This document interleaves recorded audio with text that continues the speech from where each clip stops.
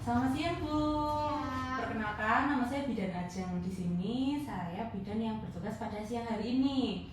Nah, di sini nanti saya akan melakukan deteksi dini masalah mental dan emosional pada balita dengan menggunakan kuesioner KMME. Nah, tadi di depan sudah diperiksa ya Bu atas nama anak D, umur 48 bulan. Benar ya? Dan saya lihat dari hasil pemeriksaan, tadi pemeriksaannya bagus ya Bu, suhunya normal, nadinya normal, dan juga pernafasannya normal. Nah, untuk deteksi dini ini, nanti saya akan mengajukan beberapa pertanyaan kepada Ibu, kemudian Ibu menjawab, lalu nanti saya akan evaluasi di akhir atas jawaban dari Ibu. Gitu nggih. Untuk jawaban yang pertama, untuk pertanyaan yang pertama, apakah anak Ibu sering marah-marah tanpa alasan yang jelas? Sering lah. Oh sering ya, itu setiap hari atau gimana? Setiap hari sering kayak gitu ya? Lalu apabila bermain, dia itu mau nggak Mbak ya? Kira-kira bermain sama temannya itu biasanya? Mau ya, jadi tetap mau bermain sama temannya. Kemudian pada saat bermain, apakah dia sering membuat kegaduhan, misal kayak istilahnya apa ya, mengusilin temennya gitu? Enggak juga ya. Kemudian apabila di tempat yang baru, di suasana baru, dia apakah sering takut atau kayak wajahnya terlihat cemas gitu, sering nggak? Oh enggak ya. Lalu apabila Ibu mengajari, misal kayak mengajari bernyanyi atau berhitung gitu, dia bisa konsentrasi nggak ya Bu kira-kira? Oh bisa ya, bisa konsentrasi dan bisa menirukan ya. Lalu semisal dia saat bermain sama temannya atau sama kakaknya itu sering kayak terlihat bingung mau main apa, mau melakukan apa gitu nggak Bu? Oh enggak ya. Untuk pola tidurnya sendiri apakah teratur? Oh teratur. Untuk makannya gimana Bu? Sehari berapa kali ya? Sehari 3 kali. Oh teratur ya berarti.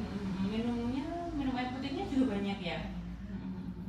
Apakah anaknya Ibu juga sering kayak mengeluh pusing, sakit perut? Enggak ya? Enggak pernah. Atau misal kayak badannya sakit-sakit gitu mengeluhkan? Enggak ya? Aman ya Bu berarti. Kalau semisal dia lagi bermain sama temannya, terus dia sering nggak Bu tiba-tiba datang ke Ibu, kemudian kayak wajahnya terlihat putus asa gitu, pernah? Enggak pernah ya. Kemudian dia apakah kayak perubahan sikap, misal dia sebelumnya sudah bisa bernyanyi, dia sudah tahu sopan santun, misal kayak salam, minta tolong, terus tiba-tiba dia nggak melakukan seperti itu, pernah nggak Bu? Nggak pernah ya, jadi tetap sesuai sama yang sudah diajarkan Ibu ya.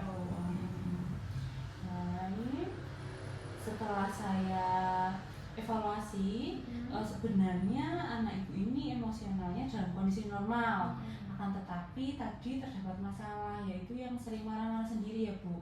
Mungkin untuk mengatasi hal tersebut, Ibu bisa tahu dulu dia itu marahnya saat apa, apakah saat habis bermain sama teman-temannya, apakah dia misal kayak rebutan mainan sama temannya gitu.